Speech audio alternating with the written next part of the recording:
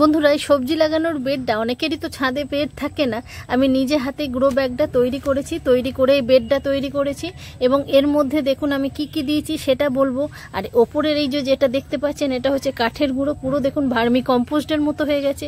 এটা কিভাবে হয়েছে, কিভাবে আমি এটাকে তৈরি করেছি, এখানে কিন্তু কোনো মাটি বা অন্য কিছু মেশানো নেই। আমি এর মধ্যে কি কি দিয়ে এটাকে তৈরি করেছি সেটা আপনাদেরকে বলবো এবং কাঠের গুঁড়োতে সঙ্গে সঙ্গে গাছ বসাবো না কতদিন পর গাছ বসাবো সেটা নিয়েও কিন্তু বলবো।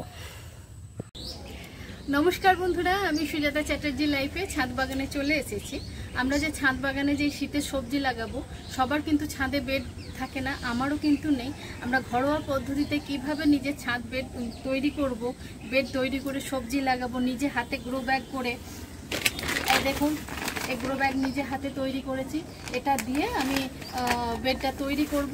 আপনারা দেখুন পুরোটা দেখলেই বুঝতে পারবেন আমি কিভাবে কি করছি। খুব সহজ, খুব ইজি। আপনারা দেখুন, তাহলে আপনারাও বাড়িতে করতে পারবেন। চলুন ভিডিওটা শুরু করি। বন্ধুরা দেখুন, আমরা যে ফলের ক্যারেটে দেখুন আমি এই যে কফি গাছ লাগিয়েছি, এগুলো মাটি তৈরি হয়ে আছে। এবার যেটা করব, দেখুন আমার বাড়িতে একটা পুরনো গ্রিল আছে, তার ওপরেতে আমি এই বেডটা তৈরি করব। আপনাদেরকে দেখাচ্ছি। এখানে প্রথমে আমরা এই ফাঁকা জায়গাটায় আমি 4 কোণে 4টে আর মাঝখানে একটা ইট দিয়ে নিচ্ছি। দেখুন 4 কোণে আমি 4টে ইট কিন্তু দিয়ে নিয়েছি। দেখুন এরকম ইট দিয়ে নিয়েছি। এরপর এর মধ্যে আমি কি দিচ্ছি সেটা দেখুন। বন্ধুরা দেখুন, আমার কাছে এটা একটা পুরনো গ্রিল ছিল, আমার গেট ছিল, এটা আমি নষ্ট করিনি। আমি এটার উপরেই বেডটা তৈরি করব। দেখুন এরকম বেড, এরকম যদি পুরনো গ্রিল আপনাদের কাছে থাকে, এটা নষ্ট করবেন না, আমাদের এই ছাদ বাগানের কাজে লেগে যাবে। ধরুন কারোর কাছে এটা নেই, তাহলে তখন কি করবেন সেটাও আমি দেখিয়ে দিচ্ছি। এটাকে আমি আগে এটাকে বসিয়ে নিয়ে তারপর এর মধ্যে কি মাটি দেব, কিভাবে বেডটা তৈরি করব সেটা আপনাদেরকে দেখাচ্ছি। বন্ধুরা ক্যামেরাটা রাখছি, কারণ হচ্ছে একা এটা বসাতে পারবো না, দুজনের হেল্প চাই। এটা বসিয়ে নিয়ে আপনাদেরকে দেখাচ্ছি। বন্ধুরা দেখুন, আমি এই 5টা ইট দিয়ে এই গ্রিলটাকে এরকম বসিয়ে দিলাম। এবার এই ধারটাতে কেন দিয়ে দিলাম বলুন তো, আমি ওই দিকটা ফাঁকা রাখবো, তাহলে এই গাছগুলো যখন পরিচর্যা করব আমি ওদিক থেকে করতে পারবো, তাহলে আমার এই দিকটা ফাঁকা রাখার কোনো প্রয়োজন নেই। আপনারাও কিন্তু এই সিস্টেমে আপনারা কিন্তু গাছ বসাতে পারেন। দেখুন এই দিকে যে গাছগুলো আছে, আমার লেবু গাছ আছে, এই সাইডটার মধ্যে কিন্তু আমি এটাকে ঠেলে দিয়েছি। তার কারণটা হচ্ছে ওই দিকটা আমি ফাঁকা রেখেছি। যখন এই গাছগুলোর আমি পরিচর্যা করব, আপনাদেরকে একটু দেখাই। তো আমার এই দিকটা ফাঁকা আছে, আমি এই দিকটা বসে এই গাছগুলোর কিন্তু পরিচর্যা করতে পারবো। যার জন্যই দেখুন এই বেডটাকে কিন্তু আমি এই দিকে একদম ঠেসিয়ে দিয়েছি। আপনারাও কিন্তু এই পদ্ধতিতে করতে পারেন। আমাদের জায়গা অল্প, আমি কিন্তু এইভাবে চিন্তা ভাবনা করে গাছগুলোকে করি। একদিকটা ফাঁকা রাখি, একদিকটা ব্লক করে দিয়ে আমি কিন্তু গাছ করি। এবার ধরুন আপনাদের কাছে এই গ্রিলটা নেই, আপনারা কিভাবে এই বেডটা তৈরি করবেন সেটাও কিন্তু আমি দেখিয়ে দিচ্ছি। আর বন্ধুরা দেখুন, এই যে এটা কিন্তু আমি নিজে হাতে তৈরি করেছি, এই নিয়ে আমি ভিডিও করেছি, নিজে হাতে তৈরি করার ভিডিওটা দিয়ে এর মধ্যে আমরা কিন্তু সবজি, কফি গাছ বলুন, যে কোনো ধরনের গাছ কিন্তু এটার মধ্যে আমি লাগাতে পারি। এবার এর মধ্যে আমরা কি দেব, কি দিয়ে এটা ভরাট করব সেটাও আপনাদেরকে একটু দেখিয়ে দিচ্ছি। দেখুন বন্ধুরা, এরকম লম্বি রাখলাম, ওখানে কিন্তু আমি আরেকটা এরকম তৈরি করে দিয়ে দিতে পারবো, তাহলে কিন্তু আমি অনেকটা সবজি এখানে লাগাতে পারবো।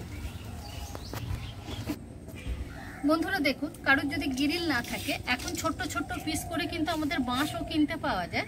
আর এরকম ধরুন বাঁশটাকে এরকম মাপ অনুযায়ী কেটে নিয়ে আসবেন। এরকম চারদিকে 4টে এরকম তৈরি করলেন, এরকম 4টে তৈরি করলেন, পেরেক দিয়ে ছোট করে করলেন। এবার মাঝে আর একটা এরকম দিলেই তাহলে কিন্তু একটা 4 চৌকো বেড কিন্তু তৈরি হয়ে যাবে। তার ওপরে কিন্তু আপনারা ওই আমি যে গ্রো ব্যাগটা তৈরি করেছি ওর মধ্যে গ্রো ব্যাগটা রেখে আপনারা কিন্তু সবজি চাষ বলুন যে কোনো গাছ কিন্তু লাগাতে পারেন। এবার ওর মধ্যে বন্ধুরা কি দিচ্ছি চলুন দেখাই। একটা গান বাজছে, জানি না এই ভিডিওর মধ্যে আসছে কিনা বন্ধুরা। তা এরকমভাবে আপনারা কিন্তু তৈরি করে নিতে পারেন 4 চৌকো একটা বেড।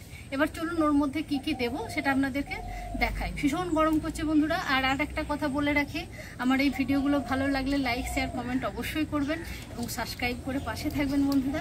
চলুন দেখাই। বন্ধুরা দেখুন, এবার আমি এর মধ্যে দিয়ে দেব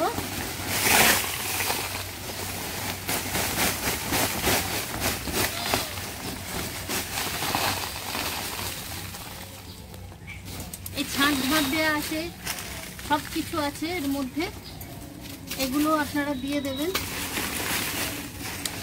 একটুখানি আমি বেছে নিই বন্ধুরা। দেখুন বন্ধুরা, আমি এই শুকনো পাতাগুলো দিয়ে দিলাম। এগুলো দিয়ে বেডটা তৈরি করার উদ্দেশ্য হচ্ছে আমাদের এটা কিন্তু হালকা হবে। এরপরে আমি দেব, দেখুন আমি কি দিচ্ছি বন্ধুরা। দেখুন এইটা হচ্ছে কাঠের গুঁড়ো, দেখুন এরমভাবে পচে পুরো গোবর সারের মতো হয়ে গেছে।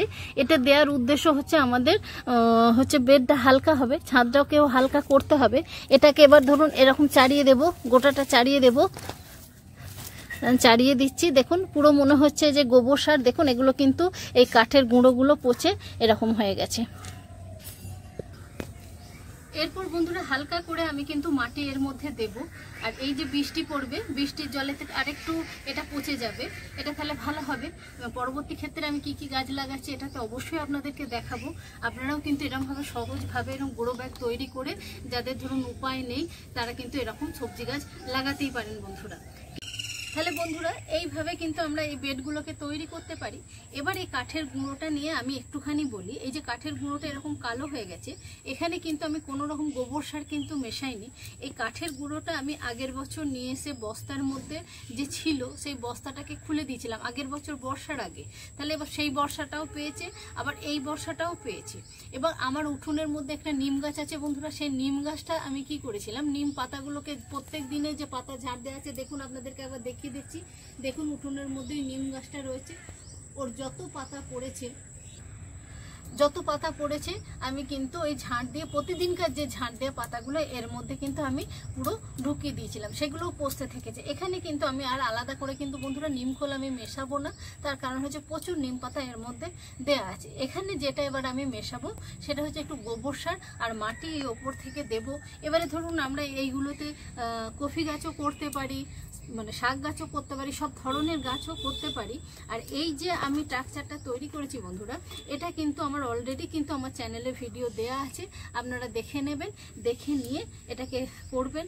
মানে ঘরেতেই করেছি, বা আপনারা মেশিনেও গিয়ে সেলাই করে নিয়ে আসতে পারেন। এই যে পদ্ধতিটা দেখিয়েছি সেই পদ্ধতিতে এইভাবে আমরা করব। আর এইটা তো আগেই বললাম, এই লোহার এইটা যদি না থাকে আপনাদেরকে দেখিয়ে দিলাম, সেইভাবেও স্ট্রাকচার করে আপনারা কিন্তু এরকম ইট দিয়ে এরকম গ্রো ব্যাগ রেখে আমরা শীতের কিন্তু সবজি বন্ধুরা করতে পারি।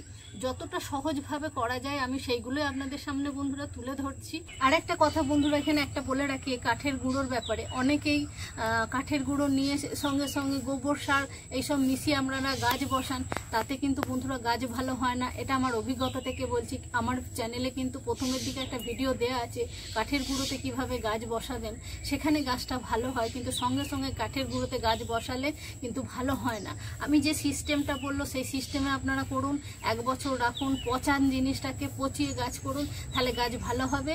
আর আমরা ধরুন শখের বাগানি, আমরা গাছ করছি, সেখানে যদি রেজাল্ট না পাই সেখানে আমাদের মনটা ভেঙে যায়।